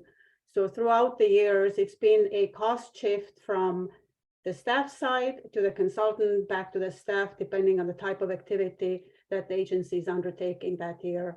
At the beginning, we had a team of us, as much as I would like to take all of the credit. It was called collaborative staffing method. That's in our JPIA. So all of us, it was staff of San Lorenzo, Scotts Valley County, Santa Cruz. We all put in countless hours, and we did not build agency. And at some point, the board actually called us on that, saying, you know, that's not a real cost of running this agency because you're not counting for staff time. So that was very true, and it's a little bit misleading there. But there was a very big burden on the consultant at the time of GSP development. We could have continued paying the consultant, leading the planning work, but what happened is we thought it was more effective and efficient to bring it in-house and having, you know, so that cost is running through the staffing side or the admin side. So that's just for that. And then Sarah didn't mention that because my new role is also in the GSA, Salinas Valley Basin GSA. There's 6 subbasins, 2 of them are small subbasins. So along with those 2, and Sarah has been representing Mid-County and Santa Margarita that are also considered small basins. We have been lobbying the state DWR saying the annual basic cost of compliance is very, very high. And it's a huge burden considering the number of users in those small basins.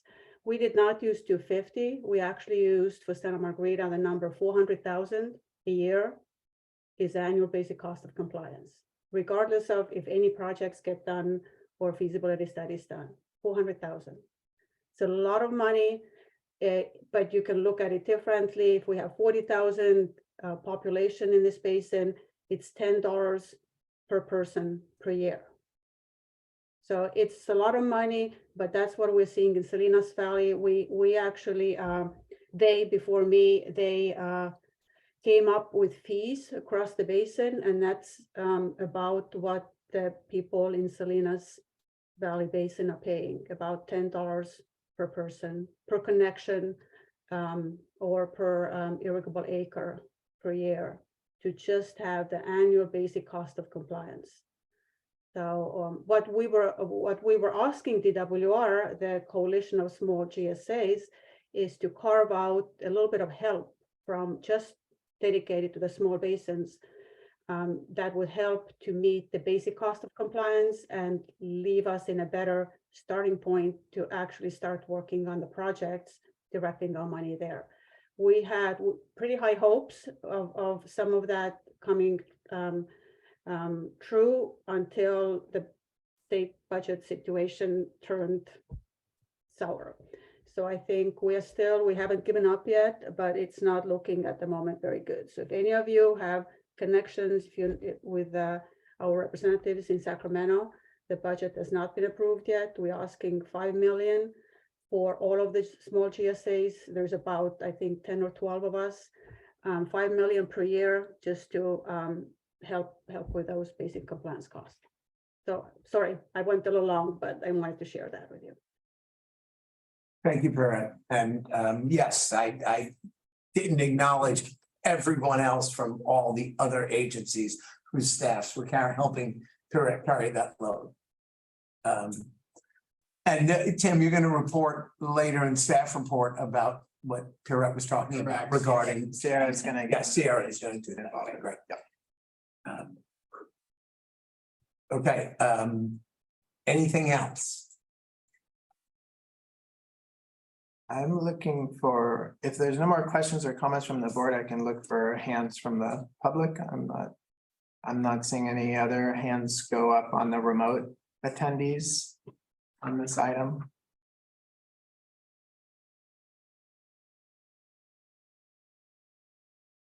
So if there are no other questions, I can pull up the recommended action if you'd like to see that.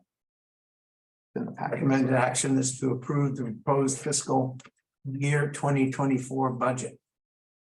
So I have a motion. So moved. Okay, so I have a second. Dale seconded. Okay, I'm sorry, I'm gonna catch up here. Just bear with me for just a second. So we have a motion by Director Mayhood and a second by Director Pollock. Correct. Director Cassidy, Aye. Director Dillis, Aye. Director Angfer, Aye. Director Foltz, Yes. Director Koenig, Aye. Director Koopman, Aye.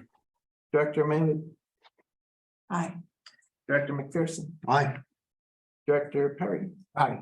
Director Pollock, Aye. Director Stiles. Aye.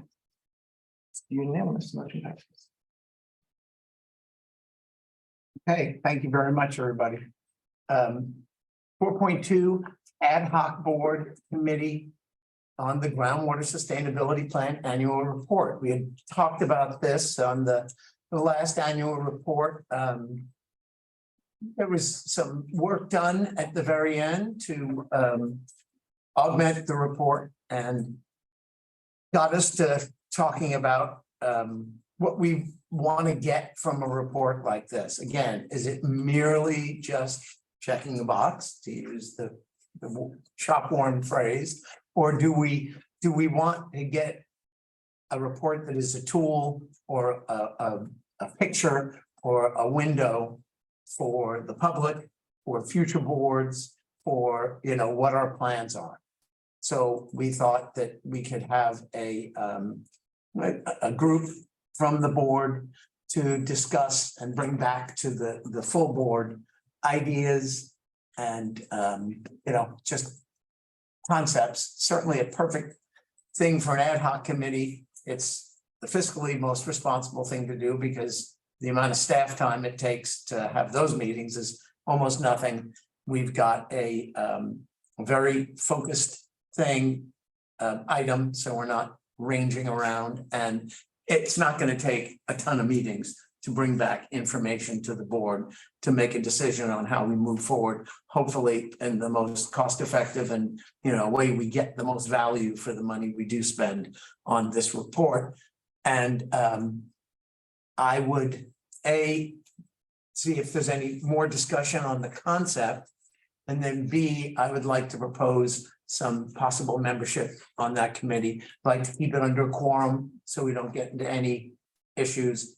So I would take it two parts. I would say, first of all, as far as the concept goes, we'll be as transparent to the board and to the public as is possible under the ad hoc committee format, bringing everything always back, you know, to what, reporting back to what we're doing.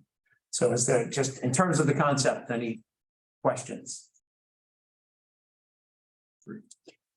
Yes, Phil. Just real quick, you said bring information back to the board. Would that information include maybe some recommendations Yeah. about going forward? Sure. Okay, just want to make sure that was clear. Absolutely. Is there any, Bob? Just to make sure I'm clear. Yes. So this would not be a publicly noticed meeting? No. Announced, okay. That's when we start spending.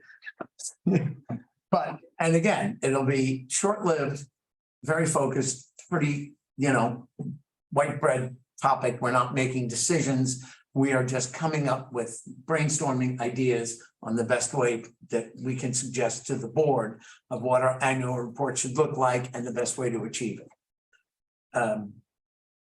Should I get on this first part any public comment, if there is any? Because that's just sort of a good separate question. Sure, let me see if there are any hands going up regarding the committee or the proposed ad hoc committee. There is a description, by the way, in the board packet of you know, the stipulations on what ad hoc is able to do in terms of the duration, specific purpose, et cetera. So that's in the narrative as well. I do not see any hands going up, Chair Perry. Okay, then just as a starting point, as chair, I'd like to recommend that Director Koopman, Director Mayhood, Director Angfer, Director Stiles be on this committee, and I would be on it as chair in order to facilitate. I think that's a good cross-section of the board and people that have, you know, shown a desire to get into some of these kind of issues, and I think it will be a thoughtful group. Anyone have any opinion on, Would you give or us are you any- willing, to serve?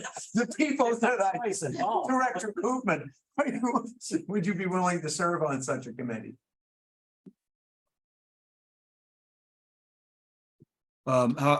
Sure, I guess so. How much effort do you think is involved there? It's probably a 1 or 2 meetings, or? Two meetings, If nominated, I should. and yeah, if it doesn't work with your schedule, I think you'd be a good addition to it. And but you know, you can take it as it comes. If it ends up being, if we end up getting to 3 meetings or something and it's too much, no harm, no foul. Yeah, doesn't seem like a problem. Okay. Everyone else, any comment on the? Could you read the names off again? It would be Director Koopman, Director Stiles, Vice Chair Mayhood, and Director Engfer. And I would be on there as the chair of that subcommittee, just because I'm the chair of the board. Sounds good to me. Yes. Sounds like a good group to me. Yeah. Question. Since we've been talking about costs and so forth, would this require the staff to be participating? Go ahead. I think it would. I think there'd be great benefit in having Rob participate in supporting that committee. He's very familiar with the requirements of the GSP. Was very involved in the review on the last one. And so I think, you know, if the board is supportive of it, there's real benefit in his participation in it. And I think we could, you know, since we're just talking about a couple of meetings, I think, you know, if we don't have to notice them and do all that stuff, I think it would be minimal as opposed to making it a standing committee or something. Doesn't need to be. Do it online. Yeah, could do it. We could meet virtually. Yes. You looking for a motion? I don't know. How does this work? I guess we are. I guess I am. Right, we can take a motion to both create the ad hoc committee as well as to nominate the board members. And I think we can do it, although I'll defer to Terry on if we can do it as a part of a single motion. I believe we can. But yes, we need a motion that essentially authorizes the committee and then identifies the individual members. Yeah, I'll move that we create the committee and assign, if they're willing to volunteer, the dream team that you've outlined. Second, I'll second. Dale, so. Okay, I'm gonna pull this up just for reference and then I'll run through our roll call. Chair Perry, let me ask before I run through the roll call, you can think on this while I'm pulling it up. Given it was in 2 parts, do you want to allow any public comment on the second part of that? On the membership, yes. Regarding the membership, if there are remote attendees, there's none in the room with hands up. But if there are remote attendees that would like to comment, now is your opportunity. Okay, seeing any check there. Okay, so the recommendation, we have a motion from Director Cassidy and we have a second from Director Pollock to establish the ad hoc committee on the groundwater sustainability annual report and appoint board members Mayhood, Stiles, Engfer, Koopman, and Perry to serve on the committee. Director Cassidy. Aye. Director Dillis. Aye. Director Engfer. Aye. Director Foltz. Yes. Director Koenig. Aye. Director Koopman. Aye. Director Mayhood. Aye. Director McPherson. Aye. Director Perry. Aye. Director Pollock. Aye. And Director Stiles. Aye. Great, thank you. Motion passes unanimously. Okay, great. Thank you so much, everybody. 6.1 financial report for the period ending March 31st. Is that my friend Nick? Yes, so I don't have much to add to the report, other than I've been working closely, sort of not just as part of the budget development process, but just as we wind our way through the remainder of the fiscal year. carefully planning out the cash needs for the organization. So project activities really starting to ramp up. Now that's reflected in here. But notice the balance sheets looking strong for the remaining 3 months of the year. I think we just covered it in the budget presentation. Are anticipating needing to build the member agencies then in July, and the contributing agencies. Sorry, the contributing parties, but nothing noteworthy to call out. Like I said, the activity with the grant eligible activity that's ramping up is not reflected in this report, but we do anticipate that by year end. Okay. Any questions? Yes, Valerie, just for future reference, are the actuals and budget both for 9 months? Yes. Yeah, the budget is not monthly, it's a hard 75% of the annual. Okay, 75%, right. Yeah, it's No problem. I mean, 9 months, 75%. No. Some of them are planned out monthly when we do the budget development. Yeah. Just QuickBooks just takes 75%. Yep, thanks. Okay. Any comment from the public? I'm not seeing any hands from the remote attendees. Okay, 6.2 GSP implementation activity status. Okay, this is a recurring item in the board packet that Rob has prepared. And so again, as mentioned at prior meetings, the intent of this is just routine update there. So I think, Rob, if you just want to respond to questions or add anything else to it, the table's yours. Yeah, just detail of the little things that happen in between. Obviously, a lot of the bigger information was covered in my presentation earlier. I will say that this was prepared and was released just before we received the draft recommendation from the Department of Water Resources.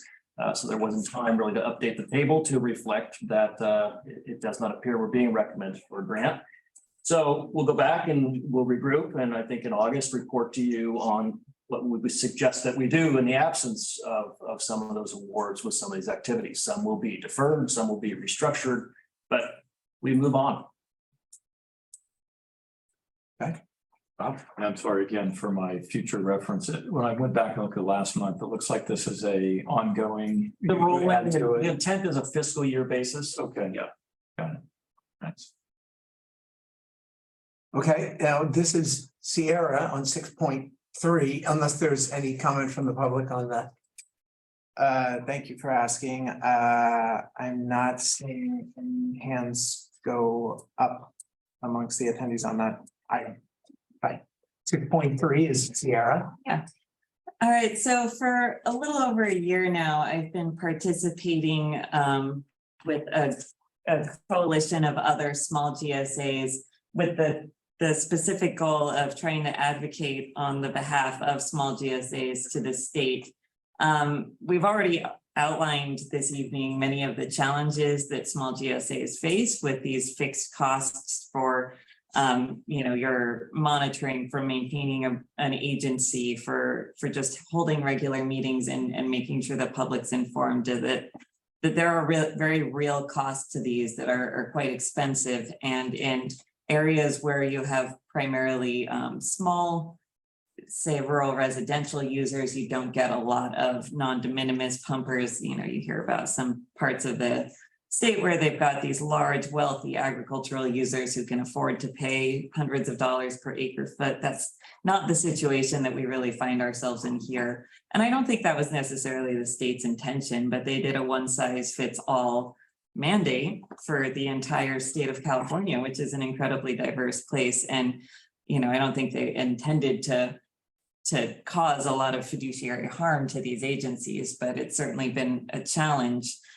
for some of these small GSAs. And this was something that I stated, I testified in front of a joint committee of the legislature last year. And that was one of the things that I pointed out during my testimony was these challenges. And someone from Sonoma Valley heard that and got in touch with me, and they sort of took this torch and ran with it. And now we have a coalition of, there's 12 GSAs, Ukiah Valley, 2 that Perrette mentioned from Salinas Valley, Sonoma Valley, Petaluma, Santa Cruz, and Mid-County and Santa Margarita. Big Valley and Lake County, Mound Basin, Ventura River Valley, Carpinteria.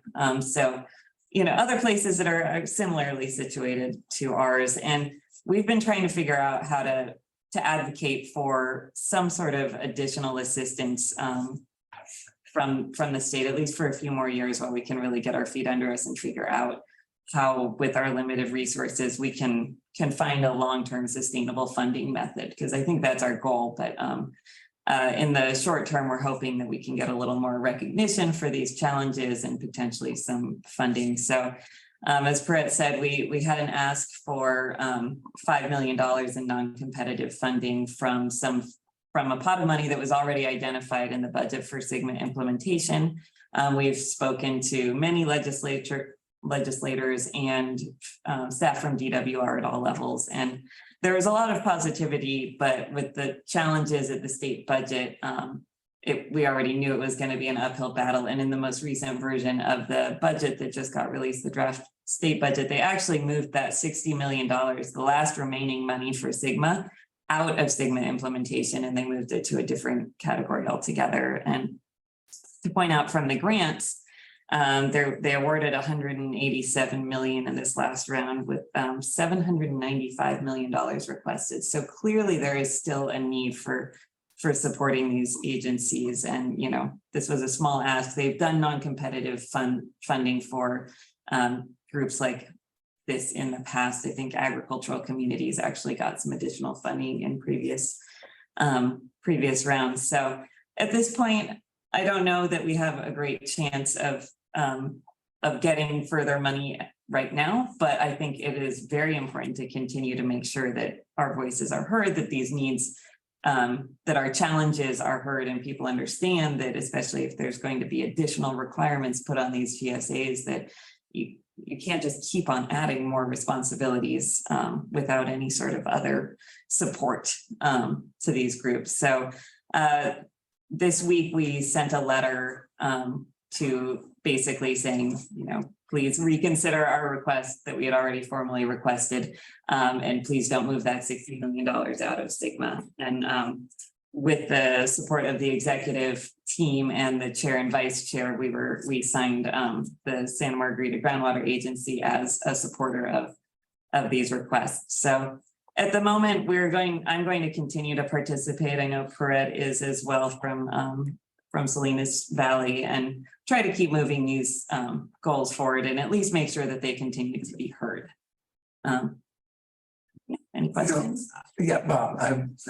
I mean, this, you know, is there any way to sort of dial down the requirements on these small, do it every other year or something? I mean, this one size fits all just doesn't work when you start getting into rural areas. And I'm sure there's groundwater agencies in the Northern California, further north, that are probably even worse off, because they don't even have nearly the money in the area that we do. And the staff. No, you're absolutely right. And I think we are, if we really don't see a way forward with this funding request, I think that is a very good second option. Is there a way to bring down some of these fees? Obviously, we want to maintain consistent staffing. We don't want to have, like, you know, one year where we have to plan for a lot of work and others where we don't. But, you know, something where it's consultant based, like the annual reports, for example, would be a really great idea to say, maybe we don't need to do this every year. Maybe we cut some of these things back if we can prove that we're meeting our sustainability goals. And, you know, honestly, I think that all of this should be on the table over the long term. This is a 50-year mandate, so we have plenty of time to. I would just add, not only just, you know, it also depends on, like, how bad off your basin is. Yeah, exactly. Too. I mean, like ours is, you know, is on a good path. And so, you know, to have the same reporting level as, for example, you know, mid-county, where they've still got intrusion of groundwater and things are worse, doesn't seem quite correct. Or some of them in the Central Valley. Or, well, yeah, that's even a different, you know, a whole other thing. But so in other words, there needs to be some recognition that some of the basins, maybe they're not in such bad shape and don't require as heavy a level of monitoring and reporting And we get our insurance and our funding through Aqua JPIA, right? Our insurance, I should say. And we technically are a member of Aqua, and we approach their legislative and lobbying arm. Yeah, we've worked with some of those individuals who are in those groups, and that is sort of our long-term plan is to keep pushing it. Using those advocacy groups on our behalf. There's certainly interest from them and support, as long as what we're doing isn't taking away from other GSAs and meeting their needs, of course. But the strategies, we've tried to be very careful that we're not, trying to take implementation money away from folks who need it as well. Yeah, I think there's a lot of we do seem to be getting some recognition that these challenges are real. So I think the state also doesn't benefit from seeing GSAs fail because they can't afford to maintain these bare minimums. And that's really the risk. And I don't want to be over dramatic. I don't think that we're going to fail. I think this agency can make it, will do what we need to do. But we are better off than some other ones. I think there's a real possibility that some groups aren't over the long term going to be able to fund the level of work that needs to be done without potentially some additional support or a change to the level of work that's required. That's a good way of going about, if we can't squeeze any money out of a stone, right, is maybe squeeze some flexibility out of it. Make the stone smell like that. Right. Make the stone or stoning us with. Thank you, Sarah. Good work. Glad you guys are doing that. Really appreciate what you're doing in this regard. Thank you. Okay, director's reports. Now, this says meeting and travel. I think, ask Terry and we can add this to just informational. If someone says, hey, you know what, blah, blah, as long as we don't discuss it, right? As long as it's just, I make a statement. I saw something the other day that was interesting, and just, that's it. It's not, I don't get, oh, let me ask you a question about that. And then we, and maybe we say, let's put that on the agenda for next time. That would be not correct. But if someone just. Be okay to agendize something. That's okay. Yeah, that's okay. Right, but okay, but I mean, discuss. If we have director's report, it shouldn't be discussed. It can just be an informational item. By the way, I did this. So what Brown Act contemplates is that the agenda tells enough information for the public to say, hey, I want to hear about that. Right. So if you just say director's reports, is the public really saying, oh, I want to hear about that? If it's about what meetings they're attending, what learning opportunities, that's clear enough, I think, if it's just generally director's reports, but we could add more informational items. Informational, that's pretty broad, but I'm trying to have the public have the opportunity to say, I want to hear what they have to say on that particular item. How about brilliance from the directors? Question. Tim and I were kicking this around just the other day, and we'll take a look at it again. Thank you. So anyway, are there any director's reports of meeting and travel? Did anyone do anything water related? Yes. I went to Aqua, and that's the organization that he was just talking about. Association of California Water Agencies. And cleverly, there's movement happening about another big water bond. So wheels are moving. They're trying, it's going to be a while, but I hope there's money for us. Yeah, me too. Anyone else? I also attended Aqua, and there was some very good moments. I would always recommend it. Okay, nothing else, future items? Well, wait a minute, after that big statement, don't you have something to report? I don't. No, I don't. It was a lead in. No, it's just a big picture concept. Anyway, the future items. Number 8, anything on that? Anybody? Informational items, number 9. We have the Department of Water Resources. We went, and the Bruce, you had a guest commentary with a couple of people. I saw that in the Sentinel before. Chair Perry, I did get a question about the DWR findings and if that would be coming back to report on some of the corrective actions. Sort of there was a more detailed, I know the board got the announcement and then as part of the packet, there was the more detailed evaluation. And so I think after we've had a chance to fully review, we'll come back and the good news in short was, as you all saw, the corrective actions were very limited. Some of them are already underway in terms of filling data gaps, but we can come back and give a more comprehensive report. Great, thank you. Okay, events calendar. I think that's right. I would get to number 10 here. I mean, number 11, but there's no 11, which would be adjourned. Do I have a motion to adjourn? Move we adjourn. Okay, seconded. All right, thank you, everybody. Appreciate it. Thank you.